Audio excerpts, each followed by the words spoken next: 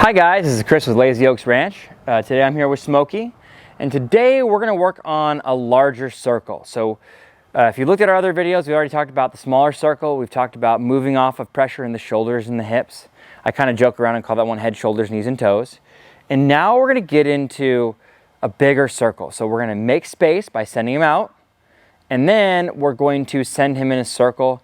And really, ideally, we want to be able to get a walk, a trot, and a lope, and be able to request which one we want, get it when we want it, and then transition up and down whenever we like, and then when we stop, have the horse come into us. So it's a lot to get done, but what we're going to start off with is just getting them on the big circle, getting them to calm down at a walk or a trot, and then calling that good for now. We'll get into the more complicated stuff later on down the road.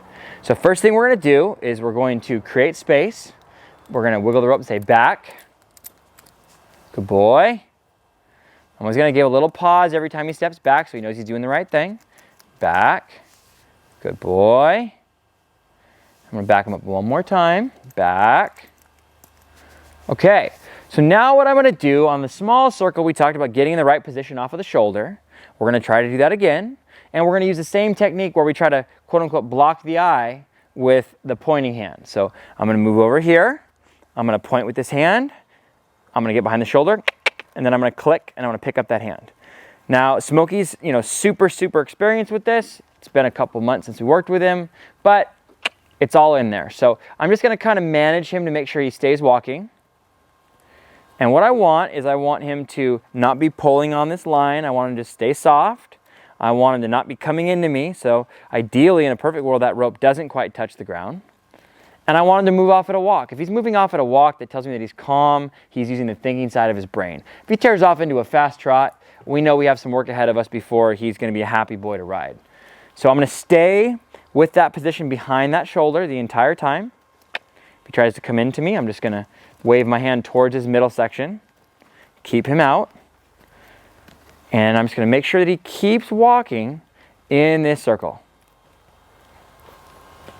And if he keeps walking in this circle and he eventually drops, right now he keeps looking out a little bit. He's not quite tuned into me yet. If he starts calming down, dropping his head, giving me that position I really want, I'm going to actually stop and let him be done for a second so that he understands that once he calms down, once he relaxes, it stops. That's the key with our training and all these and every bits of our program is the horse gets to pick when we stop. If the horse gives into the pressure, calms down, relaxes, we're going to stop. The horse, right now he dropped his head, and I'm going to say, whoa. I'm going to take 2 steps backwards. Ideally, perfect world, he'd come all the way into me. Right now, he doesn't want to come all the way in. So I'm actually going to ask him, come on, buddy, come all the way in. I'm going to keep walking a couple steps backwards. I'm going to bring him all the way in here. And then once he gets all the way to me, I'm just going to kind of fold my body up like this and take all the pressure off him. If I stay standing like this, I'm putting lots of pressure on him whether I like it or not. So I'm going to kind of just, hang out over here. I can turn away from him. That's another option too. Let him have a full release so he knows that the release happens once he gets all the way right up to me. Then he gets the release. He doesn't get a release anywhere else. That's going to really keep him coming in and being bonded with me. Now, the first time we sent him off, we sent him out first, and then we asked him to go in a circle. Now, I'm just going to send him in a circle, and I'm going to just feed out the line to him until he gets out there. Okay? And his headset already looks really good. We're just going to send him around, a couple times. We don't want to send him around 100 times. It doesn't do anything. So we're going to send him around a couple times, as many as it takes until he gives me some other sort of relaxation sign, or like right now, his ears not on me the entire time, but his ears spending more time on me than the surrounding area, and that's a really good sign. So once he gives me something else that shows that he's relaxed, he's giving to the pressure, and he's calming down about what we're doing, then I'll let him stop again, and I'm going to ask him, like I did before, I'm going to ask him to come all the way in. If he gets too close, I'm going to point kind of at his ribs. I'm going to maybe gesture with my hand and send him out a little bit. A horse that's really broke to this, you can do all this with just a rope in your hands. If you are teaching them, you're going to want to use a stick, and I'll show you in future videos how the stick works, but I want you to just see kind of the general premise of how these different things work. So if he gets too close to me, I'm just going to kind of usher his ribs away from me. He looks pretty calm, but he's not really paying attention to me the way I'd like, so we're gonna work on that for a few minutes. Okay. Okay, we're gonna say, whoa. And I'm gonna back up a couple steps, and now you're gonna see that he's gonna come in looking for that release. If I keep backing up, he's gonna keep coming to me. I'm not pulling him, I'm just, bringing in the slack. He's gonna come to me, and then now here, I'm gonna kind of fold myself up, and I'm gonna give him a couple quick pets. If the horse does not like being touched much, it can be tricky to get them to enjoy the petting part. Obviously, we want to work up to that, but sometimes it can be a little difficult. So right now, I'm just going to pet him a little bit. All right, I'm really happy with that. He stopped when I asked him to stop. He walked right into me when I asked him to come into me, and then he stayed really soft and calm. So we're going to go the other direction. When I switch to the right eye, I'm almost always going to send him out again. So let's do that real quick. So we're going to get him here. We're going to send him out. So back, good boy, back, good boy. Every time he takes a step back, we're going to stop asking. So back, good boy, back, back, back, good boy. Key is ask as gently as possible, but be willing to be as aggressive as you have to get it done. Okay? Now I'm going to step off to the side here, and I'm going to point, block that eye, and I'm going to ask him to walk off. Now I'm not usually going to walk backwards. I'm just trying to adjust the position here.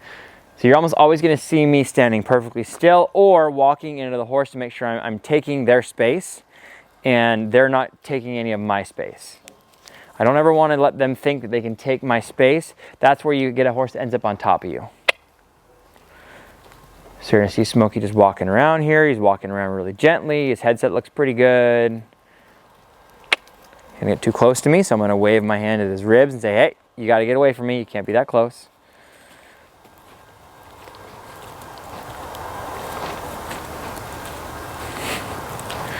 And if you have a horse that won't do anything but trot, that's really normal. It takes a long time to get them to where they're going to walk off gently like this. So everything we're talking about can be done at the trot. And eventually, once the horse, if you stop at the right time, once the horse calms and slows, and you keep doing that, eventually they're going to be totally fine doing it at a walk. He dropped his head, whoa. Now I'm going to step backwards, and now we're really starting to get where he comes right in. This is exactly what we're looking for. Whoa, good boy. Okay. He's starting to look for that pet. He's starting to look to want to come in. Now I'm not going to back him up. I'm just going to send him out. So let's go get myself in the proper position behind his shoulder. I'm going to block his eye again, like I said, with that hand. And if you get confused on which hand to use for what, whatever side you're on, I'm on the right side. I'm going to use my right hand to hold most of my rope. And I'm going to use my left hand to drive. So whatever side of the body I'm on, that's the eye we're dealing with. That's the hand that's going to hold the rope and be blocking the eye, doing the direction. My left hand is the one that adds the pressure. Okay, I'm looking for him to, there we go. Dropped his head, whoa. And I don't know if you saw, but he immediately turned to come to me.